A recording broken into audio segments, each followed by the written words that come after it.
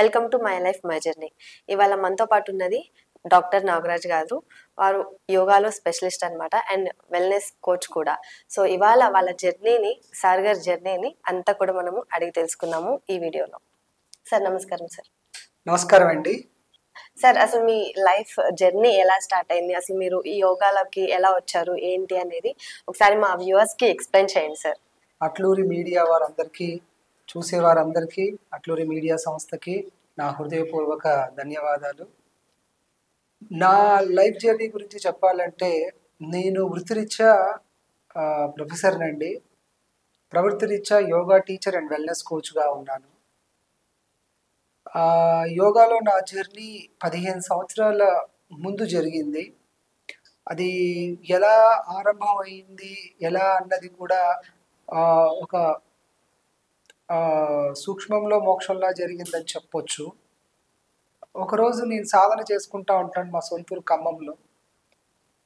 ఆ సాధన చేసే క్రమంలో ఒకతను వచ్చి, మీరు బాగా చేస్తున్నారు, ఈ గురూజీ సిస్టమ్స్ ఫాలో అవ్వండి అని నాకు గురూజీ పుస్తకం ఇవ్వటం జరిగింది. మా గురూజీ పేరు బికేఎస్ అయ్యంగార్.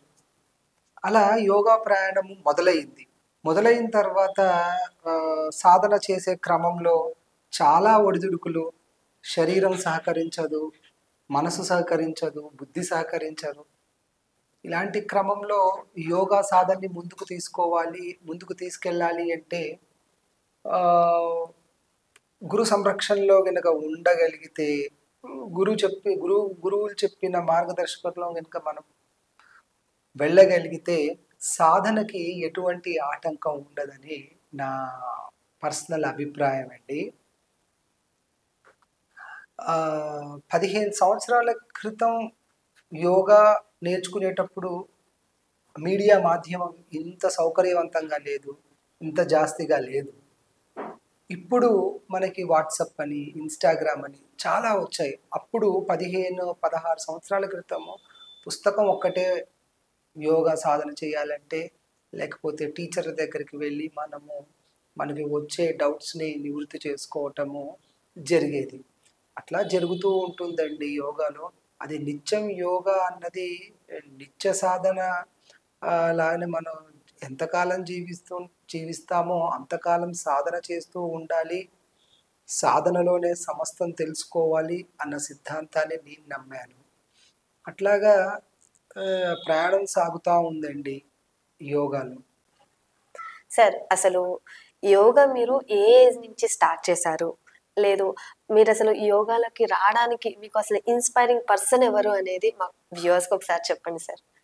యోగాలోకి నాకు 25 సంవత్సరాల వయసు ఉన్నప్పుడు రావటం జరిగిందండి. ఇప్పుడు యోగాలో నేను 16 సంవత్సరాలు యోగా జీవనం సాగిస్తున్నాను. యోగాలో నన్ను యోగాలో ఇన్స్పైర్ చేసిన మనిషి అనేది నేను చెప్పలేనండి అలాగా. కానీ మా నాన్నగారి ప్రభావం ఎక్కువగా ఉంటుంది. ఎందుకంటే ఆయన ఒక డిసిప్లైన్డ్గా మార్నింగ్ లేచి వాకింగ్కి వెళ్ళటం, అది ఏ పరిస్థితి అయినా కానివ్వండి, ఎంత వర్షం వచ్చినా కానివ్వండి, ఏదున్నా కూడా అలాగా ఆ మనిషిని చూసి, మా నాన్నగారిని చూసి ప్రభావితం అయ్యి ఫస్ట్ బీజం అక్కడే పడింది అనుకోవాలండి. దాని తర్వాత నాకు యోగా మీద గురి కుదిరింది, యోగా మీద ఇష్టం పెరిగింది ఒక పుస్తకం చూసిన తర్వాత. ఆ పుస్తకం రచించింది పద్మవిభూషణ్ బికేఎస్ అయ్యంగార్ అనే గురువు అండి. ఆ పుస్తకం పేరు లైట్ ఆన్ యోగా. ఆ పుస్తకం చూసిన తర్వాత మనం కూడా ఇలా చేస్తే ఆరోగ్యంగా ఉంటాము, అందరికీ నేర్పించవచ్చు, మంచి ఆలోచనలు వస్తాయి, సన్మార్గంలో వెళ్తాం, లక్ష్యం కోసం మనం కూడా ఈ ప్రయత్నం చేయొచ్చు, యోగా లక్ష్య సాధన కోసం చాలా ఉపయోగపడుతుందని ఆ పుస్తకం నన్ను చాలా ప్రభావితం చేసిందండి. మొదట మా నాన్నగారు అయితే, రెండోది ఆ పుస్తకము, గురూజీ మాటలు. సార్ చాలా చక్కగా చెప్పారు సార్ మా వ్యూవర్స్ కి. సో ఇప్పుడు ఈ కాలంలో మనకి చాలా మంది ఎక్సర్సైజ్ చేస్తున్నారు, అదే విధంగా యోగా కూడా చేస్తున్నారు అనమాట. అసలు ఈ రెండిటికి డిఫరెన్స్ ఏంటి అనేది ఒకసారి మా వ్యూవర్స్ కి చెప్పరా? యోగాలో చాలా రకాల యోగాలు ఉంటాయి. జ్ఞాన యోగం అని, భక్తి యోగం అని, రాజయోగం అని, హఠయోగం అని. ఆసనాలు చేసే యోగాన్ని హఠయోగం అంటారు. హఠయోగంలో కూడా పతంజలి మహర్షి యమ నియమ ఆసన ప్రాణాయామ ప్రత్యాహార ధారణ ధ్యాన సమాధి అని అష్టాంగ యోగాన్ని ఆయన చేత రచించబడింది. అయితే వ్యాయామానికి యోగాకి వ్యత్యాసం ఏంటి అంటే అండి, ఏది చేసుకున్నా అంతో ఇంతో ఫలితం ఉంటుంది. వ్యాయామానికి ఉండే ప్రాముఖ్యత వ్యాయామానికే, యోగాకు ఉండే విశిష్టత ఈ యోగాకే ఉంటుంది. యోగాలో మనసు బుద్ధి శరీరము 3 కలయికతోని మనం సాధన చేయటం జరుగుతుంది. అదే మీరు వ్యాయామంలో తీసుకుంటే, ఉదాహరణగా వాకింగ్ తీసుకుంటే, పార్కుల్లో చాలామంది నడుచుకుంటూ మాట్లాడేస్తారు కిలోమీటర్ల కొద్ది. వాళ్ళ మనసు మాటల మీద ఉంటుంది కానీ శరీరం పైన వాళ్ళ కాళ్ళ పైన ఉండదు. అదే శరీరం పైన కాళ్ళ పైన కనుక పెడితే వాళ్ళు కిలోమీటర్ 1 కిలోమీటర్ కానీ 2 కిలోమీటర్లు కానీ నడిచేసరికి వాళ్ళకి అలుపు వచ్చేస్తుంది. అదే మనసు మాటల మీద పెట్టి చేస్తే 5 కిలోమీటర్లైనా అలవోకగా నడిచేస్తారు. యోగాలో మనసు పెట్టి చేస్తాం. ప్రాణాయామ కానీ ఆసనం కానీ ఎక్కువగా మనసు లగ్నమై ఉంటుంది. అలా ఉదాహరణ తీసుకుంటే వాకింగ్ అని. ఇంకొకటి వ్యాయామశాలలో బరువులు ఎత్తటం. బరువులు ఎత్తే క్రమంలో మనము శరీరం పైన ఎక్కువగా దృష్టి పెడతాము, బుద్ధి పైన మనసు పైన తక్కువగా పెడతాం. పెట్టరు అని కాదు, తక్కువగా పెడతాము. యోగాలో ఏంటంటే స్థూల శరీరము, సూక్ష్మ శరీరము, బుద్ధి శరీరము ఈ 3 కలయిక ఎక్కువగా ఉంటుంది. వ్యాయామంలో అది తక్కువగా ఉంటుందని నా అభిప్రాయం. సార్ మీరు చెప్పింది అయితే 100% నిజం. సో కాన్సన్ట్రేషన్ లేకుండా యోగా చేయడం అనేది చాలా కష్టము. సో మనము ఏదైనా మ్యూజిక్ పెట్టుకుంటా ఎక్సర్సైజెస్ అలాంటివి చేయొచ్చు కానీ బట్ కాన్సన్ట్రేషన్ లేకుండా యోగా మాత్రం చేయలేము. అంతేకాకుండా ఈ మధ్య కాలంలో చాలా మంది డాక్టర్స్ కూడా మనకి ఏదన్నా లైక్ స్ట్రెస్ ఫీల్ అవుతున్నాము, యాంగ్జైటీ వస్తుంది అంటే వాళ్ళు సజెస్ట్ చేస్తుంది కూడా యోగానే. సార్ దీనికి మీరేమంటారు? ఇప్పుడు యోగా అన్నది ప్రపంచ ప్రఖ్యాతిగాంచుతుంది. ప్రపంచంలో ఉన్న అన్ని దేశాలు యోగాకి ప్రాముఖ్యత ఇస్తుంది. అయితే డాక్టర్లు కూడా ఏ సమస్య వచ్చినా యోగా చేయమని అడుగుతున్నారు. అది కేవలము ఒత్తిడికి సంబంధించే కాదు, ఎటువంటి మెడ నొప్పి అయినా, నడుము నొప్పి అయినా, మోకాళ్ళ నొప్పులకైనా కూడా, మిగతా ఏ రుగ్మతులకైనా కూడా యోగా అన్నది ఒక మందులా పనిచేస్తుంది. ఎప్పుడు పనిచేస్తుంది అది? మన సాధన అన్నది నిర్మాణాత్మకంగా ఉంటే యోగా అన్నది మందులా పనిచేస్తుంది. అదే మన సాధన అన్నది నిర్మాణాత్మకంగా లేక మనం ఏదో ఇంటర్నెట్ చూసో యూట్యూబ్ చూసో చేసుకుంటా ఉంటుంటే అది నిర్మాణాత్మకంగా ఉండదు. అట్లాగా గురువు సంరక్షణలో వెనక మనము విద్య నేర్చుకునేటట్టయితే చాలా రోగాలకి యోగాతోని మనము సమాధానం చెప్పొచ్చు. అసలు ఈ యోగా అనేది ఏజ్ నుంచి మనం స్టార్ట్ చేయొచ్చు? లైక్ చిన్నపిల్లలైనా కానీ పెద్దవాళ్ళైనా కానీ అసలు ఏజ్ నుంచి స్టార్ట్ చేయొచ్చు, ఏజ్ వరకు కూడా మనం చేసుకోవచ్చు అనేది కూడా ఒకసారి వివరించండి సార్ మాకు. యోగా అన్నది 7 సంవత్సరాల వయసు నుంచి మన ఆఖరి ఊపిరి ఉన్నంత వరకు మనం సాధన చేయొచ్చు. ఇక్కడ నేను ఒక చిన్న ఉదాహరణతో మీకు వివరిస్తాను. ఎవరికైనా కూడా జ్వరం వచ్చింది, ఇంకో ఏదో సమస్య వచ్చింది అనుకోండి, మనం వ్యాయామశాలకు వెళ్ళి వ్యాయామం చేయగలుగుతామా? సాధ్యమైనంత వరకు చేయలేము. వాకింగ్కి వెళ్ళలేస్తామా? చాలా వరకు వెళ్ళలేము, ఎందుకంటే ఓపిక ఉండదు, శరీరం సహకరించదు కాబట్టి. జాగింగ్ చేయగలమా? చేయలేము, ఎందుకంటే శరీరం కానీ యోగా నిరభ్యంతరంగా చేసుకోవచ్చు. ఆ సమయంలో మన రుగ్మతకి తగ్గట్టుగా ఏ ఆసనం వేస్తే ఆ జబ్బు త్వరగా తగ్గుతుంది, ఏ ప్రాణాయామ చేస్తే ఆ జబ్బుకు పరిష్కారం దొరుకుతుంది అన్నది గురువుల దగ్గర తెలుసుకొని చేస్తే ఎటువంటి సమస్య ఉన్నప్పుడైనా కూడా మనం యోగా చేయొచ్చు. యోగాకి వయోభేదం లేదు, యోగాకి లింగభేదం లేదు, ఎవరైనా చేయొచ్చు. 7 సంవత్సరాల నుంచి పెడితే మన ఆఖరి ఊపిరి ఉన్నంత వరకు సాధన చేసుకోవచ్చు. సరే, ఇంకొకటి నాకు వచ్చిన డౌట్ ఏంటంటే, ఇప్పుడు ఈ మధ్య కాలంలో చాలా మంది విద్యార్థులు, యంగ్స్టర్స్ అంతా కూడా కొంచెం టెన్షన్ వచ్చినా గానీ, కొంచెం ఏదైనా డిప్రెషన్ వచ్చినా గానీ, అది తీసుకోలేక సూసైడ్స్ చేసుకోవడం, ఇలాంటి పనులు చేస్తున్నారు కదా. సో ఇలాంటి వాళ్ళకి యోగా నేర్చుకుంటే దానివల్ల వాళ్ళ లైఫ్ లో ఏదైనా చేంజ్ అవుతుందా? ఇప్పుడు ఉన్న విద్యార్థి లోకం కానివ్వండి, యువత కానివ్వండి, మధ్య వయసులు కానివ్వండి, ప్రతి ఒక్కళ్ళు ఒత్తిడి జీవనం గడుపుతున్నారు. ఎందుకంటే ఆహారం కలుషితం, గాలి కలుషితం, మనుషుల మధ్య సంబంధాలు కలుషితం. ఏదని చెప్పగలం? అన్నీ అలానే ఉన్నాయి. మనం ఎవరిని నిందించకూడదు. అలాంటి క్రమంలో విద్యార్థులే కాదు, ప్రతి ఒక్కళ్ళు సాధన చేయటం వల్ల సమస్యలు సమసిపోతాయి.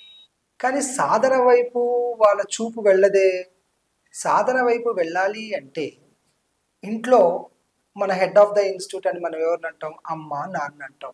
వాళ్ళు ప్రథమంగా చెయ్యాలి. వాళ్ళు నేర్చుకొని గనుక ఇంట్లో చేస్తుంటే పిల్లలకు అలవాటు అవుతుంది. ఇంకొకటి స్కూళ్ళు, government of India or government of the any state వాళ్ళు ఇనిషియేషన్ తీసుకొని యోగా కోర్సులని కానివ్వండి, యోగా శిక్షణా శిబిరాలని కానివ్వండి సీరియస్గా ఇంప్లిమెంట్ చేయటం ద్వారా వాళ్ళకి యోగా విద్య అందించిన వాళ్ళం అవుతాము, ఒత్తిడి నుంచి దూరం చేసిన వాళ్ళం అవుతాము. ఇలాంటి మార్గాల్ని కనుక ప్రతి ఒక్కరు పాటిస్తే యువతని కానివ్వండి, ఎవరినైనా కానీ మనం ఒత్తిడి నుంచి దూరం చేయొచ్చు. ఇలాంటి సూసైడల్ థాట్స్, డిప్రెషన్ నుంచి మనం దూరం చేయొచ్చు. సార్ చాలా బాగా చెప్పారు సార్. ఇదైతే మాత్రం 100% నిజము.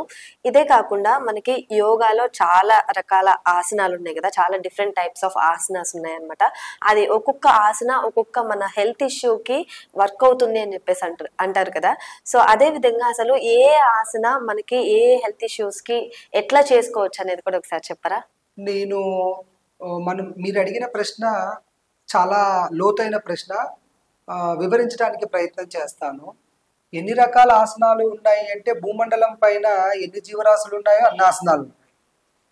ఏ ఆసనం ఏ జబ్బుకు అంటే, ఉదాహరణ తీసుకుంటే ఎవరైనా ఉదర సంబంధిత వ్యాధులు, గ్యాస్ట్రిక్ ప్రాబ్లం కానివ్వండి, ఎసిడిటీ ప్రాబ్లం కానివ్వండి, ఇలాంటి సమస్యలతో బాధపడే వాళ్ళు అజీర్తి సమస్యలతో క్రమం తప్పకుండా కనుక వజ్రాసనం చేయగలిగితే వాళ్ళకు ఉపశమనం ఉంటుంది. ఎవరైతే ఇంకొక ఆసనం ఏకపాద పవన ముక్తాసనం కానివ్వండి, ద్విపాద పవన ముక్తాసనం కానివ్వండి చాలా ఉపయోగపడుతుంది ఉదర సంబంధిత వ్యాధులకు. అలానే ఎవరైనా వెన్నుపూస సంబంధిత వ్యాధులతో బాధపడుతున్నారు అనుకోండి, భుజంగాసనం అనే ఆసనం, సర్పాసనం అంటారు దాన్ని, అవి బాగా ఉపయోగపడతాయి. ఏకపాద శలభాసనం కానివ్వండి, ద్విపాద శలభాసనం కానివ్వండి చాలా బాగా వెన్నుపూస సంబంధిత వ్యాధులకు చాలా ఉపయోగపడతాయి. ఇంకా త్రికోణాసనం కానివ్వండి, పార్శ్వకోణాసనం కానివ్వండి చాలా బాగా ఉపయోగపడతాయి. అట్లానే మీరు ఏకాగ్రత ఉండట్లేదు, విద్యార్థులకి గుర్తుపెట్టుకోలేకపోతున్నారు అనుకుంటే పద్మాసనంలో కూర్చొని కొద్దిపాటి ధ్యానం చేసుకున్నా కూడా వాళ్ళకి చాలా ఉపయోగం ఉంటుంది. దానివల్ల చాలా బెనిఫిట్స్ పొందుతారు వాళ్ళు. అవును సార్, ఈ మధ్య కాలంలో మనము స్టూడెంట్స్కి ఎక్కడ చూసినా కానీ కొంచెం మతిమరుపు రావడం కానీ, లేదంటే కొంచెం గుర్తు పెట్టుకోలేకపోవడం, ఏదైనా థింగ్స్ చదువులో వెనుకబడడం, ఇలాంటివన్నీ కూడా స్టూడెంట్స్ ఓవర్కమ్ చేయాలి అంటే చిన్న వయసు నుంచే యోగా అనేది ప్రాక్టీస్ చేయడం వల్ల మనకి మెమరీ కూడా బాగా షార్ప్ అవుతుందని చెప్పేసి చెప్తున్నారు. అదైతే 100% నిజము. సార్, బేసిక్ స్టేజ్ ఆఫ్ ప్రాణాయామం గురించి ఒకసారి మా ప్రేక్షకులకి తెలియజేయరా? అంటే బేసిక్ లెవెల్ ప్రాణాయామం అంటే ఓంకార ప్రాణాయామం. ఎవరైనా కూడా ప్రాణాయామ సాధన అంటే బేసిక్ లెవెల్ ప్రాణాయామ ఓంకార ప్రాణాయామ. ఓంకార ప్రాణాయామ కనుక ఎవరైతే నిత్యం సాధన చేస్తూ ఉంటారో చాలా వరకు మనము శరీరంలో ఆక్సిజన్ స్థాయిని పెంచుకొని కార్బన్ డైఆక్సైడ్ని బయటికి పంపించుకోవచ్చు. చాలామందికి తెలియదు, ఎప్పుడైతే శరీరంలో ఆక్సిజన్ స్థాయి తగ్గి కార్బన్ డైఆక్సైడ్ పెరుగుతుందో జబ్బులకి నాంది. క్యాన్సర్ కూడా పరిశోధనలు చెప్పేది ఏంటంటే, శరీరంలో ఆక్సిజన్ స్థాయి తగ్గిపోయి కార్బన్ డైఆక్సైడ్ పెరిగితే అది క్యాన్సర్కి దారితీస్తుంది. ప్రతి ఒక్కళ్ళు రోజు గురు సమక్షంలో నేర్చుకొని రోజు సాధన చేయాలి. వాళ్ళు బేసిక్ లెవెల్ ఆఫ్ ప్రాణాయామ గురించి మాట్లాడుకుంటే ఓంకార ప్రాణాయామ, అది మనకి అమృతంలా పనిచేస్తుంది. ఎప్పుడైతే మనము ఓంకారాన్ని ధ్వనిస్తూ ఉంటామో నిత్యము, అది మానసికంగా కానివ్వండి, భౌతికంగా కానివ్వండి, మన బ్రెయిన్లో చాలా రసాయన చర్యలు జరుగుతాయి. జరిగి మంచి మంచి హార్మోన్స్ అంటే సెరోటోనిన్ అని, ఆక్సిటోసిన్ అని, ఎండార్ఫిన్స్ అని ఇలాంటి హార్మోన్స్ రిలీజ్ అయ్యి మనని ఎక్కువగా జబ్బు బారిన పడకుండా చేస్తుంది. అందుకే అందరూ నిత్యము ప్రాణాయామాన్ని నేర్చుకొని గురువు దగ్గర సాధన చేయటము మంచిది. అసలు ఈ యోగాలో జరిగే పరిశోధనలు క్రానిక్ డిసీజెస్ కి యోగా అనేది ఎలా ఉపయోగపడుతుందో ఒకసారి వ్యూవర్స్ కి చెప్పండి సార్. అందరు అనుకుంటారు యోగా అంటే ఎక్కడో హిమాలయాల్లో కూర్చొని గడ్డాలు మీసాలు పెంచేసుకొని రుద్రాక్షలు వేసుకొని ఒక మూలన కూర్చొని ఒక గుడికి వెళ్ళు, వయసు అయిపోయిన తర్వాత సాధన చేద్దామని, సాధన చెయ్యాలి అని అనుకుంటారు. చాలా మందిలో ఇప్పటికీ అలాంటి అభిప్రాయమే ఉంది. కానీ ఇప్పుడు ప్రపంచం యోగాని గుర్తించిన తర్వాత 2014లో జూన్ 21 యోగా దినోత్సవం జరుపుకుంటున్న తర్వాత నుంచి చాలా మందిలో మార్పు వచ్చింది. యోగా అంటే మనం నిత్యం చేసే కార్యక్రమంలా ఉండాలి. నిత్యము మన దైనందిన జీవితంలో దానిని నిక్షిప్తం చేసుకునేలా ఉండాలి. యోగా లో పరిశోధన గురించి చెప్పాలి అంటే కేంద్ర ప్రభుత్వము ఆయుష్ అనే సంస్థను నెలకొల్పి అక్కడ ఆయుర్వేదానికి, యోగాకి, న్యాచురోపతికి, యునానికి ఇట్లా వివిధ రకాలైన ఆల్టర్నేటివ్ మెడిసిన్స్ అన్నిటికీ సహాయ సహకారాలు అందిస్తుంది. దానిని పరిశోధన దిశగా ఒక ఇన్స్టిట్యూట్ అనుసంధానంతో గవర్నమెంట్కి మనం అర్జీ పెట్టుకొని అక్కడి నుంచి మనం ఫండ్స్ తీసుకొచ్చుకుంటే చాలా పరిశోధన చేయొచ్చు. పరిశోధన వల్ల మనుషుల్లో పరివర్తన జరుగుతుంది. పరిశోధన లేకపోతే ఏది ఎటుపోతుంది అన్నది మనకి తెలియదు. అందుకే ప్రతి ఒక్కళ్ళు యోగాలో ఏదన్నా చిన్న అంశం తీసుకొని వాళ్ళ పరిధిలో వాళ్ళు పరిశోధన చేసుకుంటే భావితరాల వాళ్ళకి మనము చక్కటి పరిశోధన భాండాగారం అంటే పరిశోధన చేసిన తర్వాత వచ్చే రిజల్ట్ని భావితరాల కొరకు మనం అందించగలుగుతాము. సో యోగాలో పరిశోధన చాలా డెప్త్గా జరుగుతుంది, ప్రపంచవ్యాప్తంగా జరుగుతుంది, మన భారతదేశంలోనే కాకుండా. సార్ ఈ మధ్య కాలంలో చూస్తుంటే చాలా మంది యూట్యూబ్, ఫేస్బుక్ ఈ సోషల్ మీడియా వచ్చేసిన తర్వాత చాలా మంది కూడా యోగా అనగానే యూట్యూబ్ వీడియోస్ పెట్టేసుకొని 4 వీడియోస్ పెట్టేసుకొని యూట్యూబ్ లో చూసేసుకుంటూ ఇంట్లో కూర్చొని వీడియోస్ చూసుకుంటూ యోగా అనేది చేసేసుకుంటున్నారు కదా. సో ఇలా చేయడం కరెక్ట్ అంటారా, లేదంటే ఒక ట్రైనర్ దగ్గరికి వెళ్ళి వాళ్ళ దగ్గర మనం నేర్చుకోవడం అనేది కరెక్ట్ అంటారా? అసలు ఈ రెండిటికి ఎంత డిఫరెన్స్ ఉంటది అనేది కూడా ఒకసారి మా వ్యూవర్స్ కి చెప్పరా? ఈ ప్రశ్నకి సమాధానం చెప్పే ముందర గురువు లేని విద్య గుడి విద్య అంటారు. ఇప్పుడు మనం యూట్యూబ్లో కానివ్వండి, ఫేస్బుక్లో కానివ్వండి, ఇన్స్టాగ్రామ్ రీల్స్ చూసి చాలా మంది యోగాని వాళ్ళు సొంతంగా ప్రయోగం చేసుకుంటారు. కానీ ఇక్కడ తెలుసుకోవాల్సిన అంశం ఏంటంటే, ఉదాహరణ తీసుకుంటే మీకు ఏదో సమస్య, డయాబెటిక్ అనుకోండి, లేకపోతే హైపర్ టెన్షన్ అనుకోండి, లేకపోతే వెన్నుపూస నొప్పి అనుకోండి, లేకపోతే యాంగ్జైటీ అనుకోండి, ఇంకేదైనా సమస్య అనుకోండి, యూట్యూబ్లో అప్లోడ్ చేసేవాడికి మీ శరీర నిర్మాణం గురించి తెలియదు, మీ శరీర స్థితి, మీ శరీర గతి గురించి తెలియదు. మీది వాత శరీరమా, పిత్త శరీరమా, కఫ శరీరమా, మీది రిజిడ్ బాడీయా, ఫ్లెక్సిబిలిటీ బాడీయా, సెమీ రిజిడా, ఇలాంటి అంశాలన్నిటి గురించి యూట్యూబ్లో కానీ రీల్స్లో కానీ పెట్టిన వాళ్ళకి తెలియదు.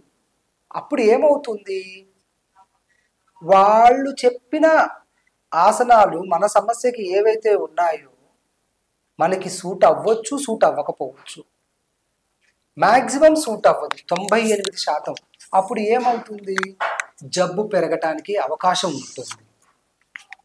సో నేను చెప్పేది ఏంటంటే, యూట్యూబ్ ద్వారా గనుక సాధన చేస్తే జబ్బు పెరుగుద్ది తప్పించి తగ్గదు. గురుముఖత నేర్చుకొని సాధన చేస్తూ మీరు యూట్యూబ్ వాటన్నిటిని ఒక మాధ్యమంలా ఉపయోగించి సమాచారాన్ని సేకరించి జ్ఞానాన్ని పెంచుకోండి. కానీ అది ఎంత మాత్రమో సమాచారము విజ్ఞానం అయితే తప్పితే జ్ఞానం అవ్వదు. సో గురుముఖత నేర్చుకుంటే మీకు మీ సమస్యకి సమాధానాలు దొరుకుతాయి. సార్ మీకు కూడా ట్రైనింగ్ సెంటర్ ఇన్స్టిట్యూట్ ఉంది కదా సార్, ఒకసారి దాని గురించి కూడా ప్రేక్షకులకి చెప్పండి సార్. నా ఇన్స్టిట్యూట్ పేరు వచ్చేసి ప్రామాణిక్ యోగా అండ్ వెల్నెస్. ఇక్కడ చాలా రకాలైన కోర్సులు అందుబాటులో ఉంటాయి. ఎందుకు చాలా రకాల కోర్సులు అంటే ఆన్లైన్, ఆఫ్లైన్, హైబ్రిడ్ కోర్సులు, ప్రాణాయామకి ప్రత్యేకమైన శిక్షణ, ధ్యానానికి ప్రత్యేకమైన శిక్షణ, teachers training courses, therapy courses, acupressure and acupuncture courses, ఇలాంటి వివిధ రకాలైన కోర్సులు మేము అందించడం జరుగుతుందండి.